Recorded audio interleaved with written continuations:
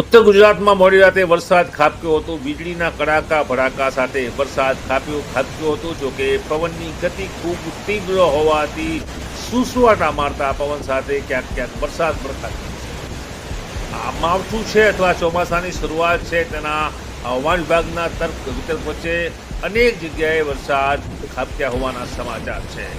તો પાલનપુરમાં 21 મિલીમીટર, દાંતીવાડામાં 18 મિલીમીટર, વડગામમાં 17 મિલીમીટર, દાંતામાં 5 મિલીમીટર, ધાનેરામાં 4 મીટર અને અમીરગઢમાં 2 મિલીમીટર આ માવઠાનો અથવા ચોમાસાનો કહી શકાય તે પ્રકારનો વરસાદ ખાબક્યો. જો કે ચોમાસું વહેલું આવી શકે છે. ઉનાળાની શરૂઆત કાળઝાળ ગરમી 40 ડિગ્રી સેલ્સિયસ જેટલા તાપમાન વચ્ચે આ વરસાદ હાલ તો લોકોમાં ઠંડક અને રાહતરૂપ બની રહ્યો છે. જો કે બાજરીના પાક માટે આ વરસાદ અત્યારે નુકસાનકારક હોવાનું હવામાન વિભાગ અને ખેડૂતો જણાવી રહ્યા છે. ખેડૂતોના ઊભા પાકમાં બાજરી હતી, બાજરીનો થોથ વળી ગયો છે કેમ કે પવનની ગતિ વધારે હતી ને પવનથી બાજરીના ડૂંડા છે તે ખેતરમાં છવાયેલા જોવા મળ્યા છે. તે રીતે આ વરસાદ ખાબકતા ખેડૂતોમાં હાલ તો બાજરી પાકને નુકસાનની ભીતિ છે. જોકે આંશિક રાહત એ વાતની છે કે ગરમીમાં લોકોને રાહત મળે.